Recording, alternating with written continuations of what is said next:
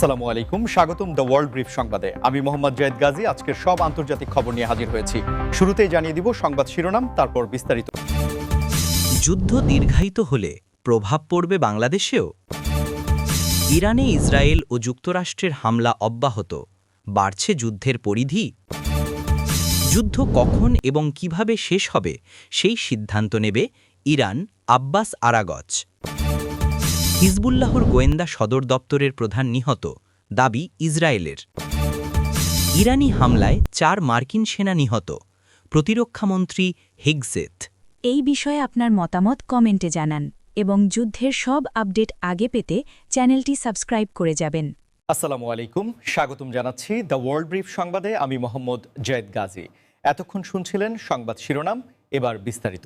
প্রথম যে বিষয়টি নিয়ে আজ আমরা আলোচনা করব তা হল মধ্যপ্রাচ্যের চলমান সংঘাত এবং এর প্রভাবে আমাদের প্রিয় দেশ বাংলাদেশে কী ধরনের অর্থনৈতিক ও সামাজিক প্রতিক্রিয়া তৈরি হতে পারে।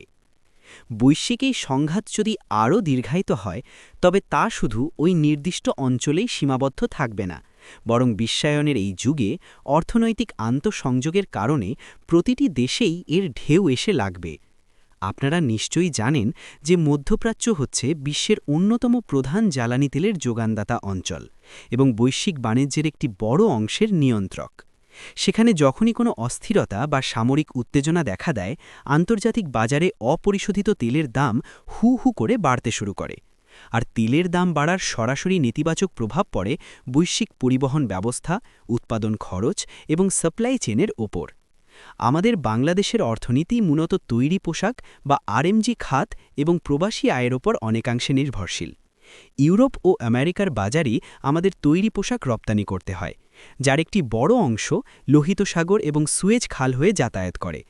কিন্তু মধ্যপ্রাচ্যে ভূ-রাজনৈতিক সংঘাতের কারণে ওই গুরুত্বপূর্ণ নৌপথগুলো যদি বাণিজ্যিক জাহাজের জন্য অনিরাপদ হয়ে ওঠে, তখন পণ্যবাহী জাহাজগুলোকে বাধ্য হয়ে পুরো আফ্রিকা মহাদেশ ঘুরে দীর্ঘ পথ পাড়ি দিয়ে গন্তব্যে পৌঁছতে হবে।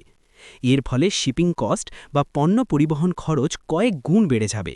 লিড টাইম বা পণ্য পৌঁছানোর সময় দীর্ঘায়িত হবে, যা আমাদের রপ্তানি খাতকে আন্তর্জাতিক বাজারে একটি অত্যন্ত কঠিন প্রতিযোগিতার মুখে ফেলে দেবে। অন্যদিকে আমদানি নির্ভর পণ্য যেমন ভোজ্য তেল, গম, সার, মূলধনী যন্ত্রপাতি এবং শিল্পের অন্যান্য কাঁচামালের দামও আন্তর্জাতিক বাজারে পরিবহন খরচের কারণে বৃদ্ধি পাবে। এর ফলে দেশের অভ্যন্তরে মূল্যস্ফীতি বা ইনফ্লেশন আরও মাথাচাড়া দিয়ে উঠতে পারে, যার সরাসরি অর্থনৈতিক চাপ পড়বে সাধারণ মানুষের দৈনন্দিন জীবনযাত্রা এবং ক্রয় ক্ষমতার উপর। পাশাপাশি আরেকটি উদ্বেগের জায়গা হল আমাদের প্রবাসী ভাই বোনেরা। মধ্যপ্রাচ্যের দেশগুলো, বিশেষ করে সৌদি আরব, সংযুক্ত আরব আমিরাত, কাতার, কুয়েত এবং ওমানে আমাদের লাখ লাখ প্রবাসী কাজ করছেন, যারা প্রতিনিয়ত রেমিটেন্স পাঠিয়ে দেশের অর্থনীতির চাকা সচল রাখছেন। এবার আসা যাক আমাদের পরবর্তী অত্যন্ত গুরুত্বপূর্ণ খবরে, যেখানে আন্তর্জাতিক গণমাধ্যমের তথ্য অনুযায়ী দেখা যাচ্ছে যে ইরানে ইসরায়েল এবং যুক্তরাষ্ট্রের সামরিক পদক্ষেপ বা কৌশলগত অভিযান অব্যাহত রয়েছে, যা এই অঞ্চলের যুদ্ধ পরিস্থিতিকে আরও বিস্তৃত করার একটি সুস্পষ্ট ইঙ্গিত দিচ্ছে। এই ভূ-রাজনৈতিক টানাপোড়েন এবং সামরিক উত্তেজনা এখন আর শুধু নির্দিষ্ট কয়েকটি দেশের মধ্যে সীমাবদ্ধ নেই, বরং এটি এখন আন্তর্জাতিক সম্প্রদায়, জাতিসংঘ এবং বৈশ্বিক পরাশক্তিগুলোর মনোযোগের প্রধান কেন্দ্রবিন্দুতে পরিণত হয়েছে।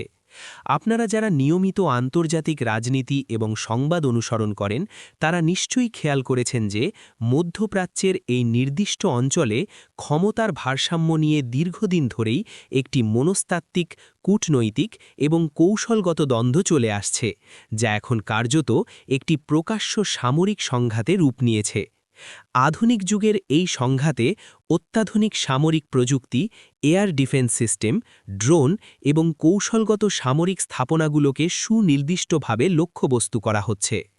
সামরিক বিশ্লেষকরা মনে করছেন, যুক্তরাষ্ট্র এবং ইসরায়েলের এই যৌথ বা সমন্বিত সামরিক পদক্ষেপের মূল লক্ষ্য হল ইরানের কৌশলগত সামরিক সক্ষমতা, তাদের গোয়েন্দা নেটওয়ার্ক এবং মিত্র গোষ্ঠীগুলোর অপারেশনাল শক্তিকে দুর্বল করে দেওয়া, যাতে এই অঞ্চলে ক্ষমতার একটি নতুন ভারসাম্য তৈরি করা যায়।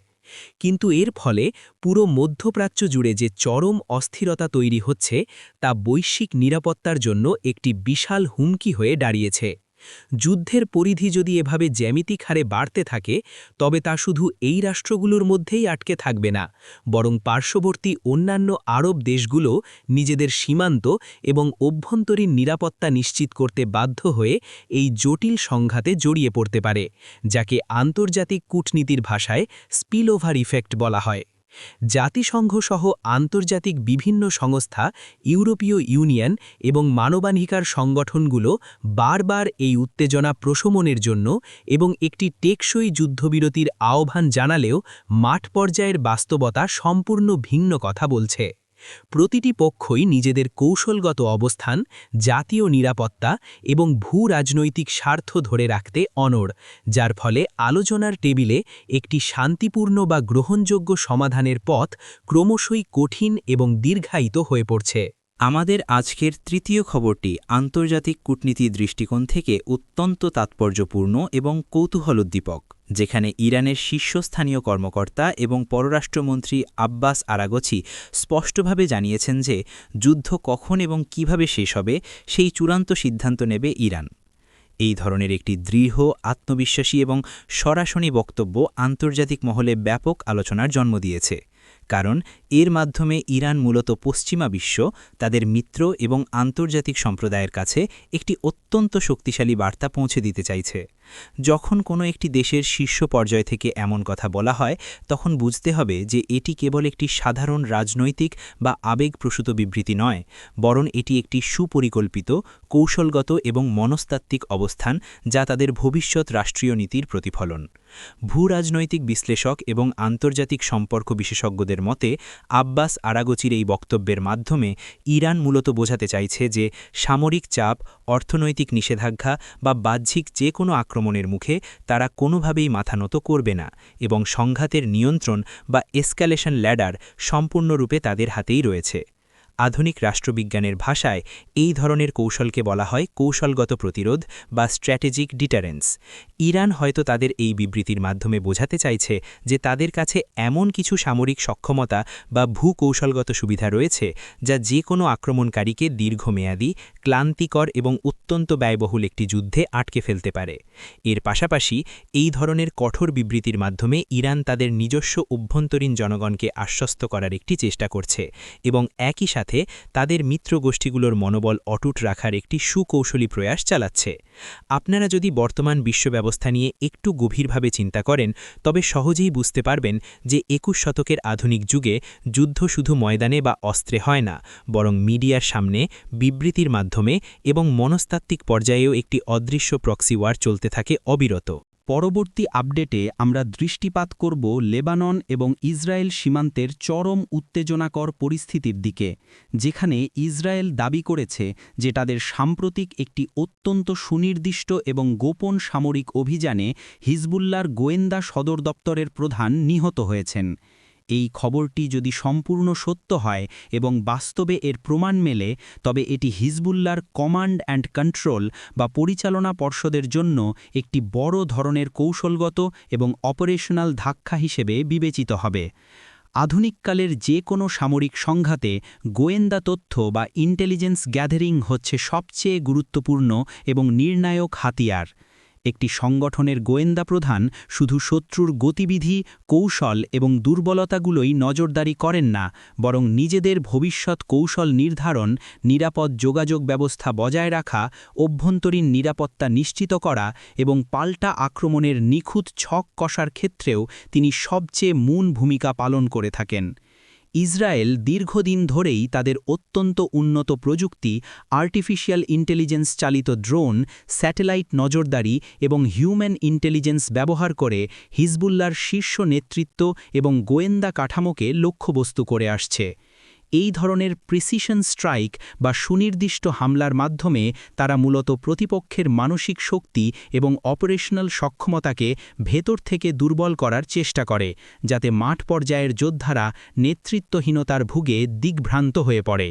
তবে এই ধরনের হাই প্রোফাইল টার্গেট কিলিং বা সামরিক অভিযান ওই অঞ্চলে উত্তেজনা আরও বহুগুণ বাড়িয়ে দিতে পারে, যা কোনোভাবেই অস্বীকার করার উপায় নেই। গোয়েন্দা প্রধানের মতো একজন শীর্ষ পর্যায়ের নেতা হারানোর পর হিজবুল্লাহ নিশ্চিতভাবেই এর একটি বড় ধরনের কৌশলগত প্রতিক্রিয়া দেখানোর চেষ্টা করবে, যা সীমান্ত এলাকার পরিস্থিতিকে আরও অস্থিতিশীল এবং বিপজ্জনক করে তুলতে পারে। এই সংঘাতের কারণে সাধারণ মানুষের জীবনযাত্রার উপর যে ভয়াবহ প্রভাব পড়ছে তা সত্যিই বর্ণনাতীত। উভয় দেশের সীমান্ত এলাকায় বসবাসকারী লাখ লাখ সাধারণ মানুষকে ইতিমধ্যেই নিরাপত্তার কারণে নিজ বসতবাড়ি ছেড়ে অন্যত্র আশ্রয় নিতে হয়েছে।